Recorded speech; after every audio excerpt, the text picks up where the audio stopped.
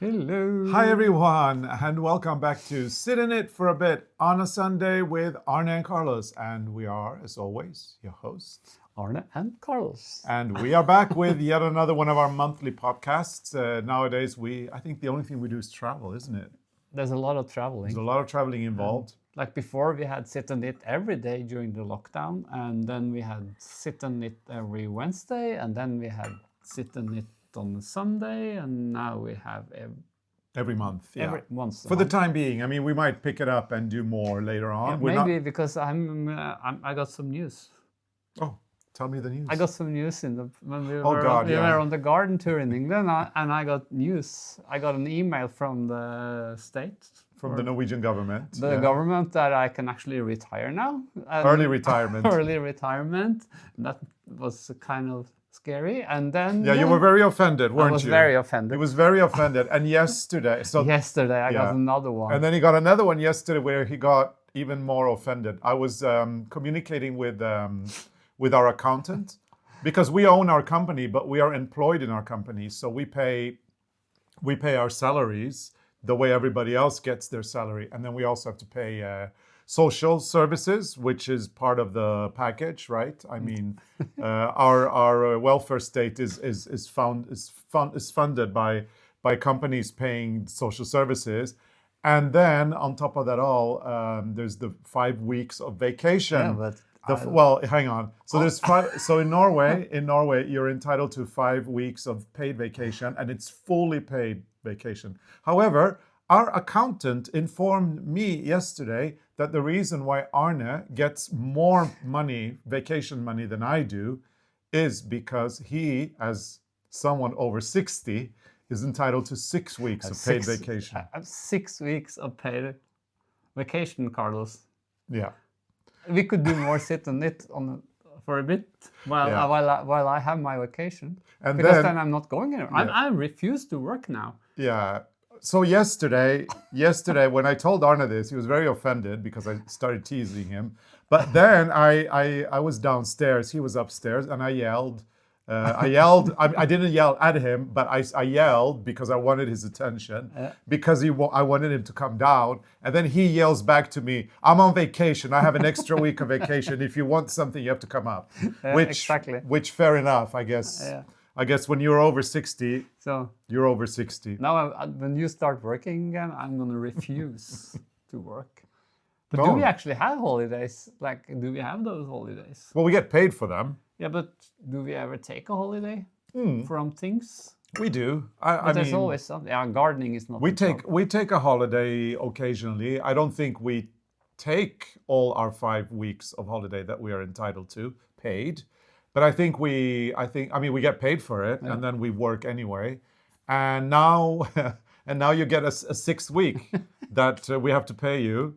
But you I'm not gonna lift a finger in July. Well, not me either, because that's when we're gonna have holidays. And then 2 weeks in August. Yeah. No, really. I mean, I'm gonna have my holidays is gonna be in July. I'm gonna be on vacation. Arne will be on vacation in July, but he's insisting on taking vacation in August as well. I guess, I mean, you're old enough to be entitled to that. Let's put it that way. I'm sorry. Don't get mad at me. It's just facts. So and that's facts are facts. So, but you see, there's hope. For who? You're just getting older. It could be more holidays, and we can do more sit and knit. Oh yeah, that's true. Hope for sit and knit, I guess. Yeah. Because then we're going to be at home anyway. Yeah. It's like a lockdown, having a holiday. Yeah, and then if we're not going anywhere. Yeah, and then another thing was that when Arne got the offer from the government to, he could retire now if he wants, early retirement. He really annoyed me because he was actually considering it, and I'm like, if you retire now, what am I gonna do? Am I gonna do these alone? I can give you orders and say you have to do that and do this. That's not retiring. That's being my boss. That's a boss. Yeah. Oh, you're going to early retire? Bad idea. No, I'm not. Good. Thank you. I mean, no. If you want to retire... I have so much to do. Yeah, I know. So, that's the problem. That's the problem. The days, they're too short. Yeah. And everything it's endless. I have a new friend. ChatGPT is my new best friend. And I asked ChatGPT to optimize my day. I my told God. I told him, I fed him information, I can do that myself. and I told him how to make my day more efficient. But actually, my day is very efficient. Yeah, what did this thing say? Well, it told me when to wake up, when to go to bed, but I do that already. And then it told me how to work concentrated, but actually, I actually do that already. So according to ChatGPT, I am actually very efficient in my work. Yeah. So that's good. That's good to good. know.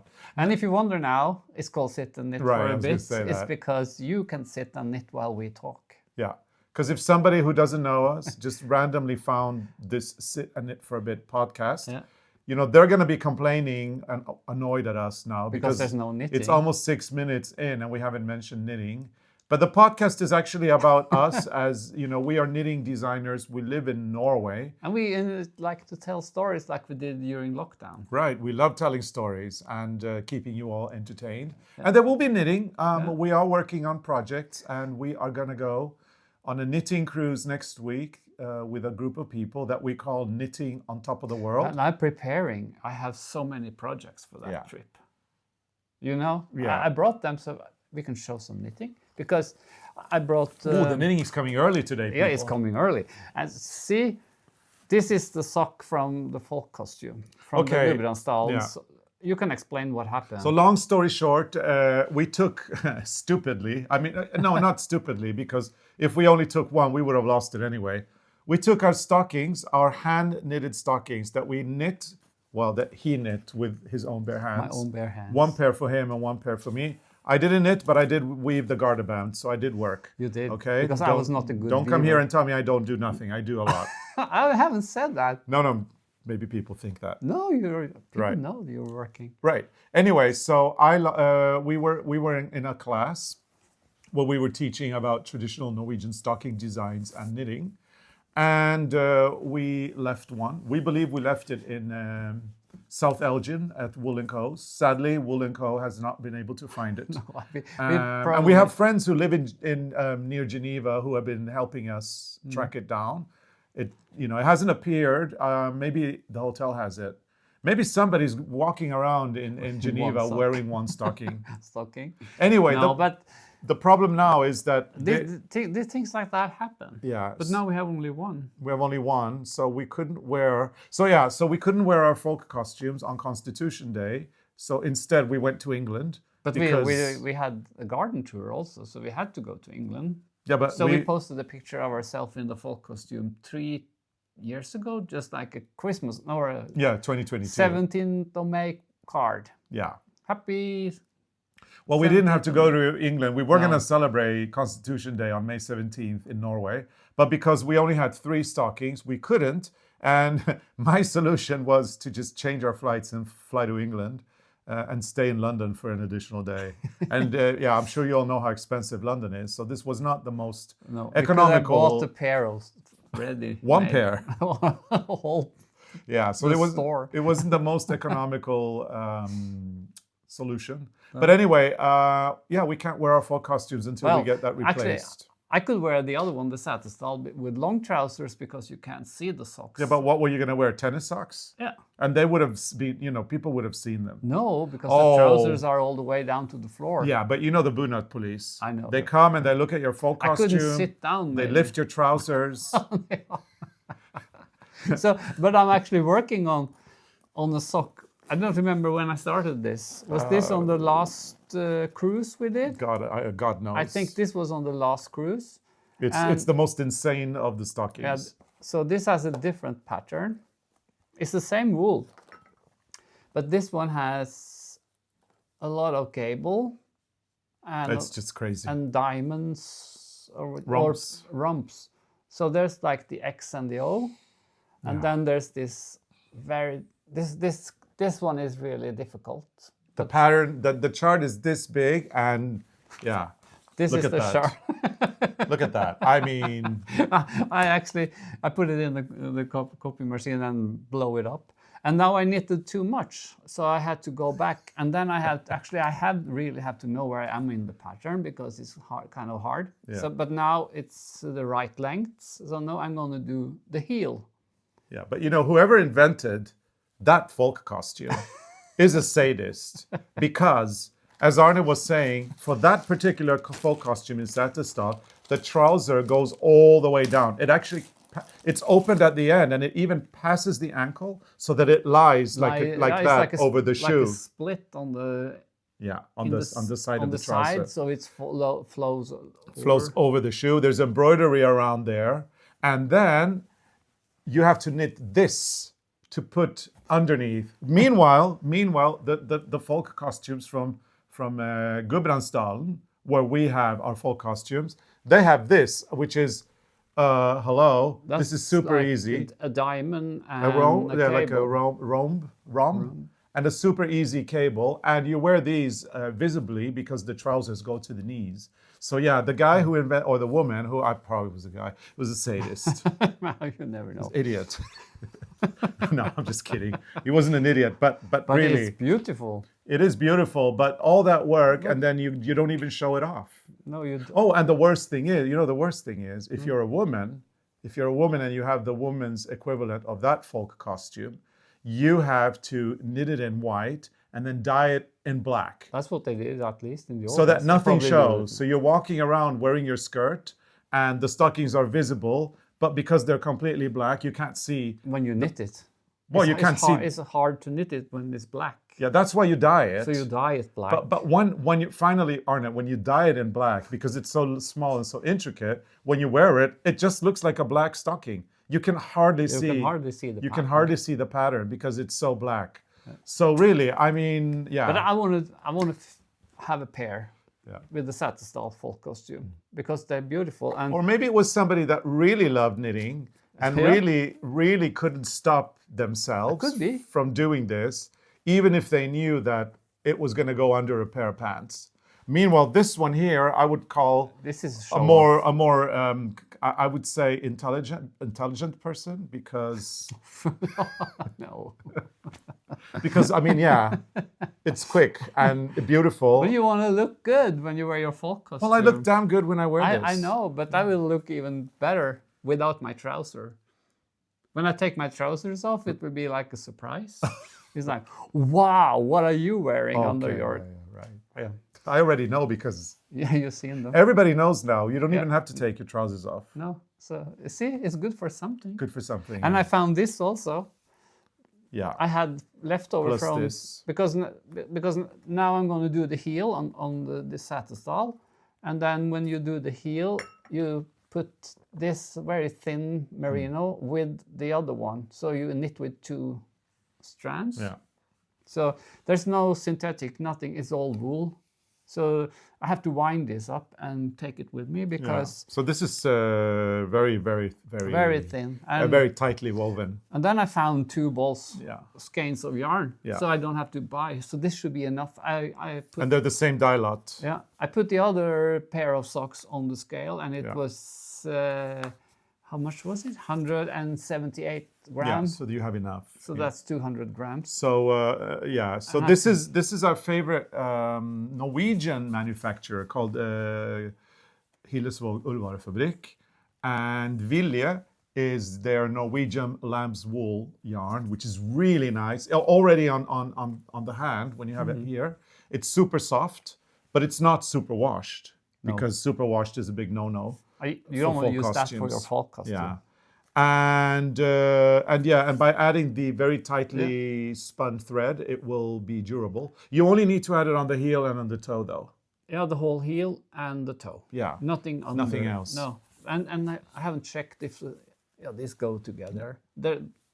You can hardly see this one when it comes with this one. And when you knit them yourselves, you save money because the yarn is quite cheap. Yeah, it is actually. It's about 100. I think it's 100 kroner for one skein of 100 grams, which is about 9 euros maybe for 100 grams, about $10 for approximately for a 100 gram. So it's very reasonable. However, if you buy them, you can also buy them hand knitted already in the store, which we would obviously never do.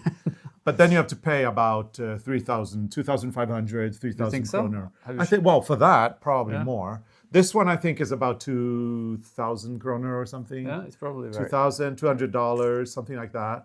So it is expensive, but then again, it is handmade. And this yarn comes in these small skeins. I think they have them in different color also if you want to do other socks in pure wool. So, but you know, my mother, when she made socks, she did them from any yarn. Yeah. And then she just added this nylon thread for the heel and the toe.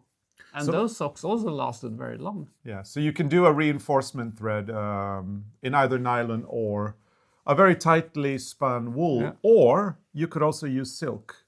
Probably. I think silk is very durable. Again, if it's very tightly spun, I believe silk would also work. Yeah, but you wouldn't. I don't think you would use the synthetic for the folk costume. No, never. That's like because big no. No, because you know what? It's not a big no if they would have used it in historically. No, historically, yeah. So a lot of the things in the traditional garments that we wear in Norway, it depends on when they were originally created and what the availability was. Yeah. So, for example, many traditional folk costumes from certain areas in Norway, the woman's costume will have an apron that is actually machine printed, whilst others in other regions might have an apron that is hand embroidered. There's really no difference. Both are equally nice, but it has to do probably with people's preferences at the time, and also wealth, fashion and wealth. So if you think about it, in 1810 or say 1815 or even 1850, hand labor would have been very cheap here in Europe. So maybe an apron that was printed in a machine would have been more costly because of the new technology. Yeah. So that would have been preferred by the wealthy. Yeah. And that's how it is. But in this case, traditionally, the socks were knitted with the very tightly knitted, or the tightly spun reinforcement thread in wool. And also on the yarn says you should use a needle 3. Yeah. But I use needle, what's this, 2.5 millimeter? No, 2 millimeter. Yeah. 2 millimeter. I think US size 1 probably or something. 0, US 0 and 2 millimeter, because I like the socks to be more firm. Compact. Compact, because I don't think it's nice when you see like floppy cable work on someone's leg. No. And you don't want them sagging either. No, you won't sag. Which is why you come to me and I weave you these beautiful garter bands in 6 colors that you can tie around. And it is quite funny because there is a specific way to tie them. And we were giving a tutorial, remember, when we were getting everything measured for our fall costumes in Husfliden, in Lillehammer. And Marie, who is married, or who is the aunt of our in-married niece, I would call her, our niece. Yeah, our nephew's wife. She's our niece. So her aunt gave us a very thorough tutorial on how to tie them. And sometimes when you go to an occasion where you have to wear your beautiful traditional, clothing, if you don't know how to tie them, at the end of the evening, you're sitting there with the socks all the way we have down friends to your who ankle. that happened to. Yeah. It's kind of fun because these are so firm, and also when you wash them, you just lay them flat because they go back. So they sit on your leg. I don't think these will actually sag. No. So the garters are more for decoration. But we have a friend who's always after church. Yeah. On Christmas Eve, the socks are around the ankles. Yeah, it looks so funny.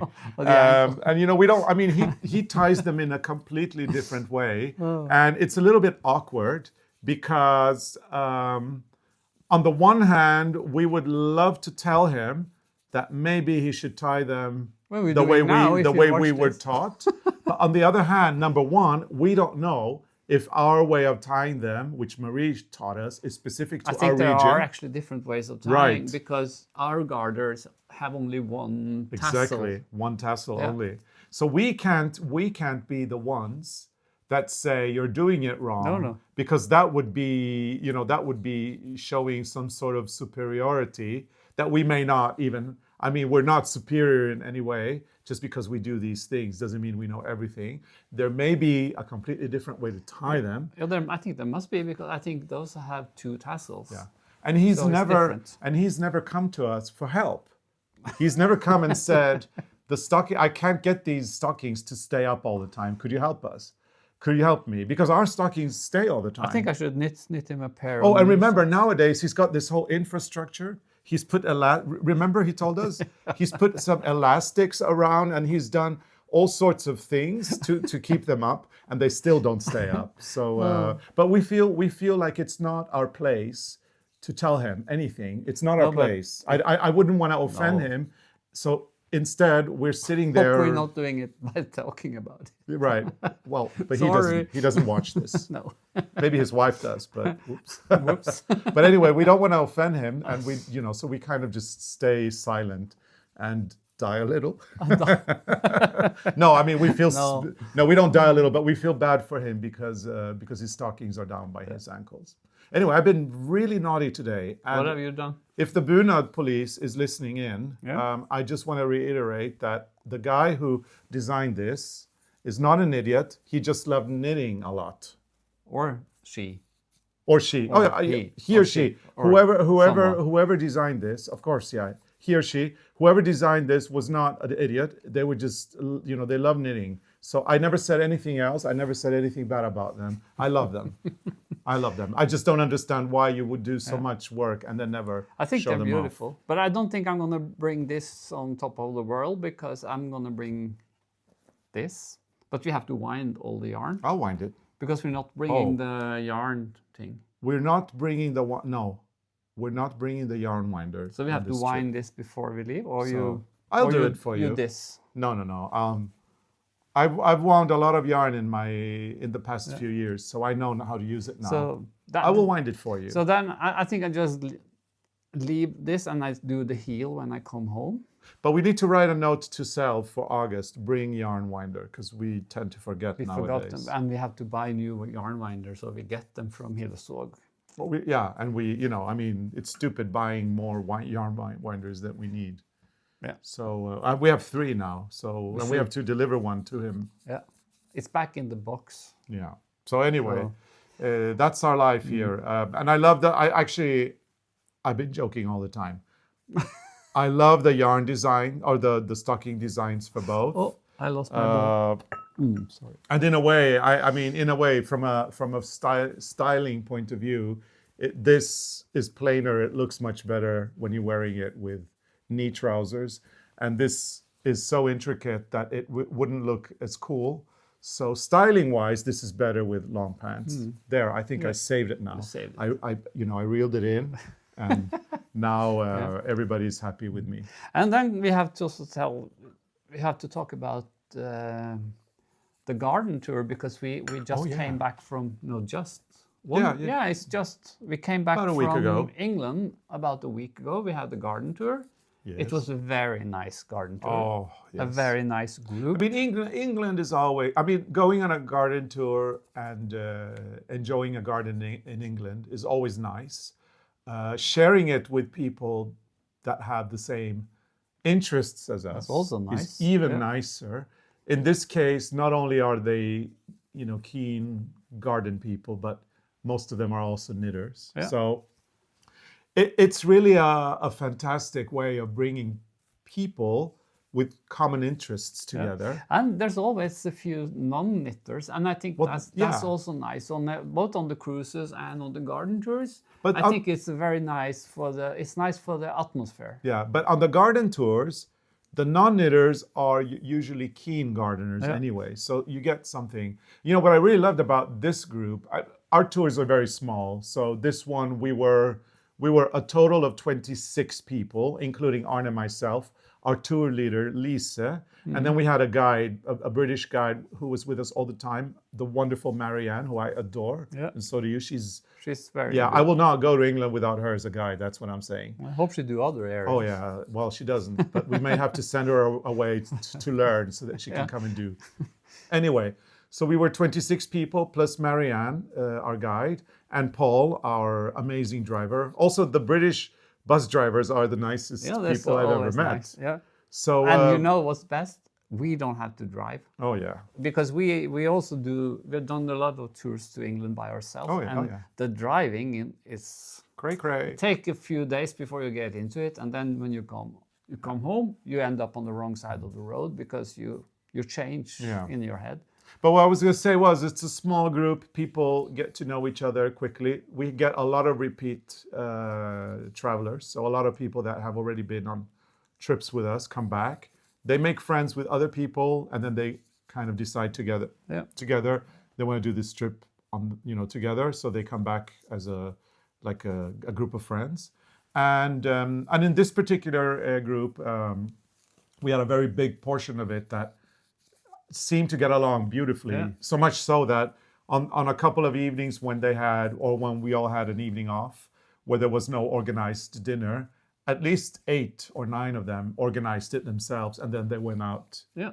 Which I think is just lovely. I think that's nice. So that people can become friends. Yeah, and and when you have 26 people, we had a fantastic bus. Yeah. Which was the bus was set up for 53 people, but only had 42 seats, which meant that the distance from seat to seat was longer. It's so like being business in business class. And pretty much most people got to get their own 2 seats. Yeah. So lots of space, great hotels, good food, beautiful gardens. Yeah, very nice. And we done some knitting on the trip also, because we had a project, and I didn't actually do much. But we had the project, and then I was working on a secret project. Yeah. And every time I travel now, I bring scrap yarns, because I'm cleaning everywhere now, and I managed to do one doll jacket. Yeah. Instead of throwing the yarn away, I make doll clothes. So I'm going to show you. Yeah. Anyway, a quick overview of the gardens we visited very quickly. We did kind of like, it wasn't a copy of the one we did last year, but it is the one that has the big gardens, the most important gardens. And if you have read the New York Times recently, there was an article about 10 days ago about all the gardens in the world that you need to see before you die. And we went, how many did we 3. go? 3 of them. So, but keep in mind, this is a worldwide list of about, I think there were like 20 or 30 gardens, so not that many, and you have to share them with all the world. And number one was Sissinghurst. Number 2 was Great Dixter, and I think number 15 was Rousham. I think the order is wrong. Personally, I would put Rousham at the top. Oh no.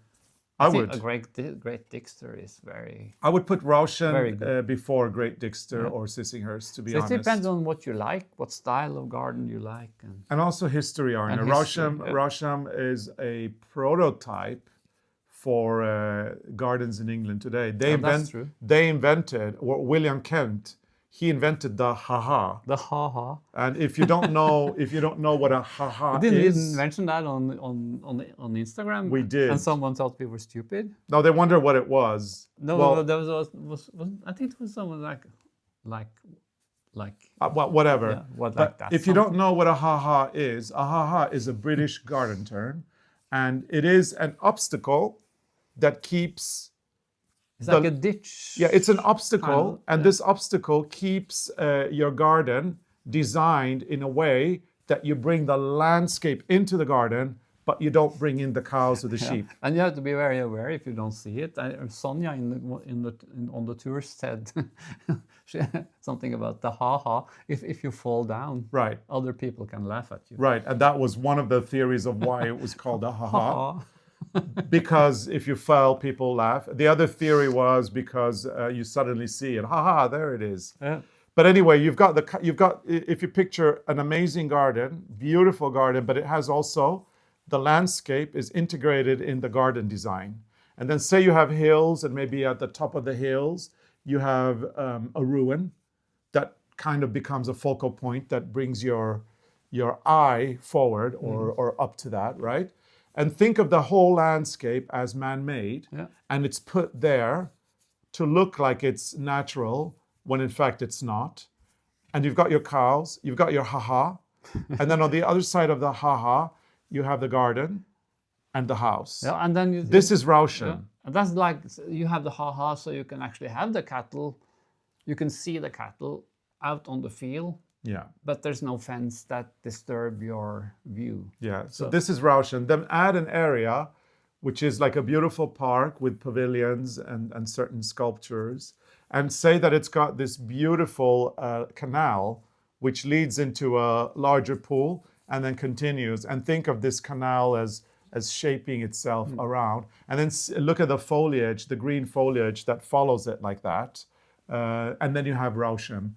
And then think of a family who own it privately and who decided that they were not going to change it. No.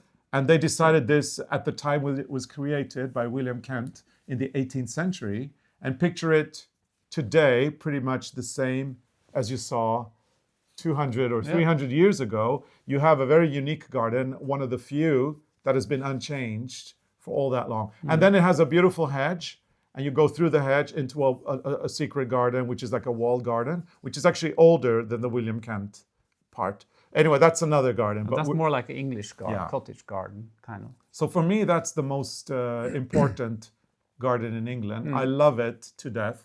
And then, of course, I love Great Dixter, and I love Sissinghurst, and I love Heathcote, because they have all the planting, right? Yeah.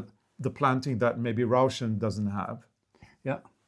And I think like last year we were in Great Dixter, we got so much inspiration like for the weeds in the garden that you don't remove all of them. And this time we got this nice book. It's a book about The flower the meadow. The meadows. Wild meadows. Meadows at Great Dixter and beyond. This was really handy. So now we actually found the name of one plant, a flower that we have to get in the garden because it's killing It's the a rattle, grass. something called rattle. It's called rattle something. Yeah, it's. The name escapes me now. Yeah. But it's a yellow flower. I don't even remember the Norwegian name. It's now. a yellow flower. It's a parasite, and it will attach to the grass, and it will make the soil poorer, and the grass will not thrive. Yeah. And that's what you need to make a beautiful flower meadow. And that's what we're gonna try to get now because We have it in the packages we bought. From because from we Highgrove. bought some seeds, and there was like two. What was that in English? Oh, Like when grass grow and it like make a little like a hump. Yeah. And it's like full of hump grass. of grass. A hump of grass. So I took that away and then I added some new soil and I spread the seeds from. That was the seed you got from Windsor Garden. What's it called the garden? Windsor. Savile Garden. Yeah. Anyway, we've been working on this flower meadow for a few years. It's going slowly, but I mean, we're getting there in the end. It's this not book easy. will be. It's the most. I mean, show these pictures. The most deceptively easy things are the ones that are the most difficult. Yeah. So to achieve something like that is what we want. It's horticulture at its best. But they say like in the old days when you cut the grass, like up on the out farm where I grew up, there was a meadow. When you walked up to the house, it was like this old-fashioned meadow with a lot of flowers, and that's because they cut the grass in the fall with yaw. What's that in English? With a sharp knife, like the big one. The trusk? No, not a trusk. It's a. It's like a long. Whatever. Yeah, and you'll tell us. Tell us. Yaw. Yeah, and then yaw is the Norwegian word, and then there's you let the grass dry on the ground, and they said in this book was it that. No, that was in Highgrove. We went to Highgrove. The King's Garden. The guide in Highgrove said that they put like sheep and animal on the soil, and they actually eat. They stamp on the ground. So they stamp on the ground so the seeds can go down, but then they eat as well they eat the grass so that it disappears, so that the seeds can. Yeah, so that's what we need sheep now. I think we should rent the sheep. And just put it in a little area so it can go up and down. We could actually talk to our nephew because they have so many different animals. They have we don't have goats. No, because a sheep. They jump. Two sheep would be nice to have for a week so that they could trample and. And eat. Yeah. So the whole point of the meadow, I mean, for a meadow, you have to make the soil poorer not richer, and you need to do a lot, and you need to cut, and you need to, all these things. So it is taking time. But our grass cutter, who is still not working, she goes up and down, and she creates a nice path. So I like that. I like that we already have a path. And we decided not to wait with the grass cutter.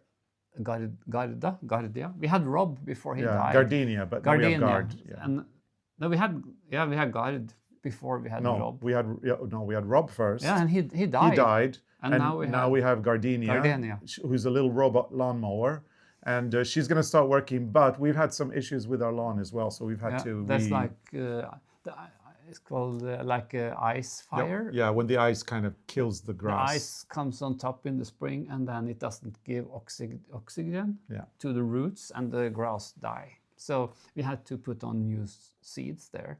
But I also saw like this. This is like orchid that we want in our. And we have it in the other garden. We want it in our meadow. It's in the other side. It's in the other side, and they're growing also along the road. And they're wild, so you can't really. So we just hope they will come in the garden. I don't know if maybe they are protected, so we can't move them. I don't know. I don't think they are, but I think they're wild and they're difficult to tame because they're wild. Anyway, the best gardens on this trip, because when you've been to most of them, you kind of just remember what you like best. And this year, Great Dixter was looking at its very best. Yeah, I think it looks. We've never seen it look so spectacular as it did this year. We were lucky because there had been a very warm spell in England, followed by a cold spell and some rain. So when we came, it was all fresh, and it had rained the day before, and it was gorgeous. Very nice. And then the skies were great, so the light was quite beautiful and filtered. So that also matters. Yeah. And I can't find the flower. I took a picture of it, so I have it also with name on my phone, but maybe we'll remember later. Yeah. It was also nice revisiting King Charles's garden. We'd been there once before, Highgrove. It was great to go back to Highgrove again and see it this time and hear more about the King's passions. He's very passionate about the flower meadows and the wild meadows. So that's where they explained the procedure. Yeah. Nice. But I thought, actually, to be honest, if I remember correctly, I think the flower meadow, we saw it, the first time we saw it at Highgrove was in August, just before they cut it down. And it was beautiful because it had a lot of colorful flowers. There were blue flowers and yellow flowers and red. Time it was only This time yellow. It was only yellow. Yeah. So it was beautiful, don't get us wrong. The flower meadow was beautiful, but it looked very different from I think the first time. Yeah, but it's probably, that's another reason to go back there, different times of the year. And the thing that I like the most in Highgrove this time, which I actually didn't think about last time, because last time I was most impressed by the wildflower meadows and the kitchen gardens. And the time. Well, the time walk is always nice. Time walk, But the kitchen gardens and the flower meadow were at their very best in August of 2019. This time, the stumpery was incredible. Yeah. It was it was breathtaking. Yeah. So beautiful. And I think it's that right time again. You're there in mid-May and things are kind of, the ferns have come up. And and the stumpery is like a jungle, kind of, because that's like they take roots from trees that has been falling down, or like instead of chopping it into wood, they put it in the garden and plant things in between the roots. Why are you laughing? Because this podcast called Sit In It For A Bit is just turning into a garden podcast. I think it's quite funny. But I'm winding yarn. Yeah, we're going to talk a little bit more about... wind yarn for a bit. We're going to talk about a few more knitting projects, but we have been working hard with our home improvement as well. We painted a ceiling before we went to England. We returned from England and immediately went to paint a second ceiling, which is now done. We painted some woodwork, we painted the surrounding of a fireplace in one color. Didn't work. We changed that. Works now. And today, 2.7 tons of gravel in a new, more beautiful, warmer beige, which I've wanted forever, has been delivered with cranes. They dumped 3 bags. And I don't think we should... Maybe we touch one of the bags. So they took... The guy came and he put 3 cranes of this gravel in our on top of our existing gravel And in he our garden. said he wasn't sure if it worked, if he could get those balance things out. So that made me a little bit afraid for a while. But he managed. He managed. He's a professional. Yeah. He looked very professional. He Yeah. looked very focused when he He was was very doing good it. when he was like navigating the thing. But you know what's funny? 2.7 tons of gravel divided by 3 bags. So it's 900 kilos per bag.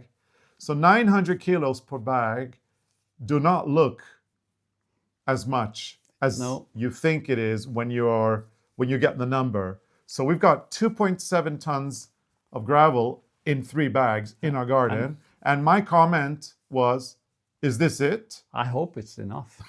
Yeah. Yeah. It doesn't look a lot. So we are, with our bare hands, we are gonna open these bags and we're gonna distribute the gravel Yeah. on top of the existing gravel to get that warm look that I can't wait. It's gonna be beautiful. Should be very And nice. a lot of people are very surprised, Arne, that we do all these things on our own. Yeah. But we do. We have to do it on our own. Well, no, we could pay someone to do it. But No, I don't trust. in our garden, we don't trust anyone. No, actually, we could. It could actually. I was thinking about that. But we we're We not. could actually have one person working in the garden at least 3 or maybe 4 days a week. Yeah. But then you have to find someone, and since you live in the middle of nowhere, that's not Difficult. easy. Difficult. So So yeah, so we'll be working the gravel. We'll probably do that after we come back from our Knitting on Top of the World cruise that we're going on next week. And I think also if you have someone to help you in the garden, you actually have to walk through the whole thing and explain because we do things like a little bit different A sometimes. little bit differently. It doesn't matter if you're a gardener if you do it another way Yeah. because we want things done our way. Yeah. So anyway, Arne, we've got We brought not much time left. No, we brought some. I brought down some of the books we got from places we were. So, of course, the Great Dixter Yeah. and The we meadows. always bring home books and the meadows. And then we got a couple of little brochures. Yeah, Broughton Castle. We visited it twice. It's actually the ancestral home of the Fiennes family. And you may know 2 of them, Joseph Fiennes and then the other guy. what's his name? There's Joseph Fiennes and then there's... There's a picture of them. Oh yeah, there's a picture of them in the back. And actually, Ralph Fiennes, Ralph. yes. And if you saw Shakespeare in Love, That's they, Joseph Fiennes. they filmed some of Shakespeare in Love in this. I think Ralph Fiennes was in The Handmaid's Tale, among others. Anyway, they're relatives of Martin. Martin is, I had a good talk with Yeah, Martin. you talked to Martin. Yeah. Hi, Martin. Yeah, hey Martin. I'm probably not. Martin. Maybe you sit on it for a bit. Yeah, Martin is the Baron of Say and Sane. So he's actually Lord. Lord Say and Say. Say and Say. Yeah, it's Lord Say and Sane. Martin Fiennes, very lovely guy. And he explained something very interesting, which I didn't notice before you told me that you talked to him. Yeah, he was talking about this tree. He had this huge tree, and then he had a rose that was called Kifsgate, A climbing a rope. climbing rose that had overtaken the tree. And he said that for 1 week in the middle of June, that just blossoms and it looks incredible. Yeah. The whole tree is covered in roses. So Martin was telling me that. We heard that he doesn't really care about his title. No. So he's not, I mean, he is a lord. He's Lord Sane or whatever the name So-and-so. is. Yeah, right, Lord so-and-so. Maybe that's where it comes from. See, I'm finished. Yeah, here. So it's Lord Say and Seal, actually. That's his title. But he doesn't use it, apparently. Look, so I finished. I have the ball for the heel. he's very nice. Yeah. Anyway, so that Arne. was nice. And then I'm always cleaning the house because I'm organizing stuff. And I found this. I'll show you. Like Yeah, more Christmas tinsel. more Christmas tinsel. And I'm almost finished. I'm so happy. You see, it's so annoying having this lying around in the house and not finished. Yeah, you take it out. You give me a lot of anxiety because I think it's so ugly. But could we just go, finish up with the rest of... I'm sorry, I just hate it. I'm gonna. Oh, I'm gonna. God. It looks like. I mean, really? It will look like. Really? It looks like Liberace exploded in the Yeah, house when I and- put all these up. And I like more of, the simple life, the the country Yeah. house, not country house, but the country cottage style. That's more me. So what do you want to talk about? Well, we're finishing up our podcast. I think, we're going on this cruise, knitting on top of the Yeah. world. And I thought it would be fun because Arne and I have been traveling on top of the world quite a lot to the Arctic regions, which we love. So this is, And now you've incorporated a few of the gardens. We've got Sissinghurst it's there. only one. Yeah. Only one place they had this, and that was. Oh, in and then you have a Sissinghurst. dolly. And the doll. I haven't been there, but I got these. Yeah. And then. But otherwise, it's Iceland, Norway, Antarctica, Antarctica, Svalbard, North Cape, Lofoten. a lot of different places in Norway. The beetle is from Japan. It doesn't say Japan, but. And then I put this doll face on. Yeah. People think she's scary. And this is his project bag. But this is my project bag, and I have already started packing some projects. So this is like a lot of scrap yarns for doll jackets. And there's the doll. Half finished jacket. And Is this a finished jacket? yeah, this is the brochure with all the socks I'm gonna make. And here she Yeah, is. that's the one I made on the garden tour in England. And then you're repurposing an old dress and making it into a new dress, Yeah, right? this dress is something we found in a thrift store, and it didn't fit the doll at all. So I took it apart and changed it, and this is a kind of a very nice pattern for another dress. So we had a lot of this lace fabric, so I'm going to do another version that is longer. So she will have one. You could actually, this yeah, length you and could one add, longer. or you could add another layer to here. Now, I think will have two dresses because Okay. I have more ideas. I have this. This is like sequins and beads from another fabric or a sample, and it was full. So I'm going to put these on this. Yeah, it'll look nice. And then you've got another. Oh no, these are the old dolls, things from the thrift store that you got, right? Yeah, yeah. This one is from the thrift store. Yeah, that's very cute. Actually. But this one was. It looks very glamorous on the Yeah, doll. this one fits the doll, but the Oversized, but elastic here was rotten, so I took it out. I'm gonna put on a new elastic and sew it again. But this one looks really good on the doll. And then I took down the drawer from one of the doll houses because I was looking for buttons and I found some that match. These actually are vintage. This is from a friend, Karen. She found them in England on one of our garden tours. So thank you, Karen. These are beautiful. But there was this.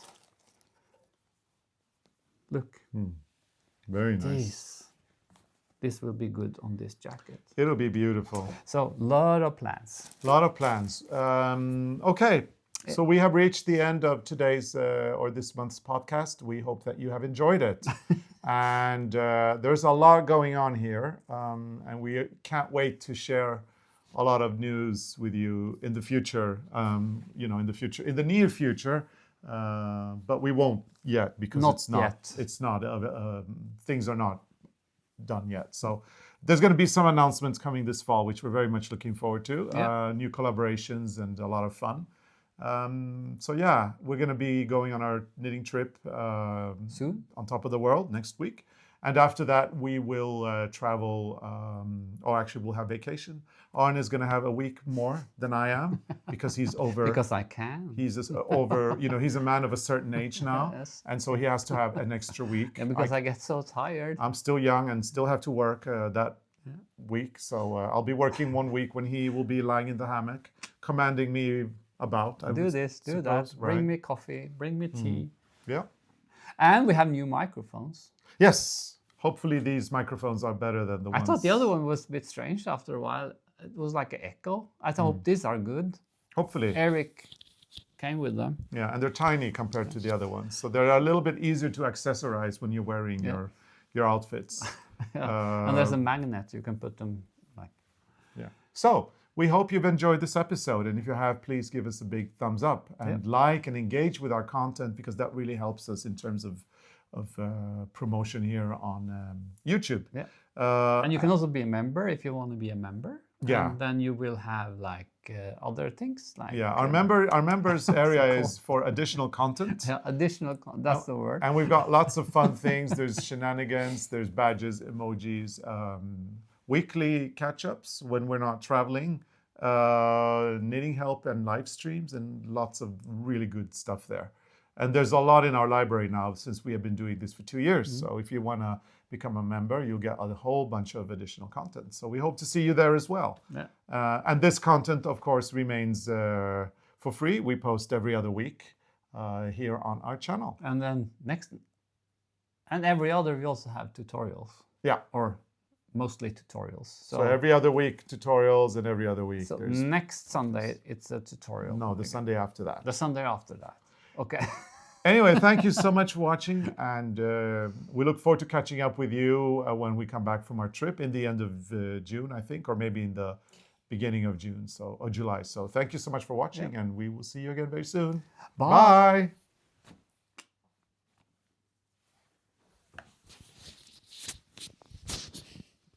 Bye.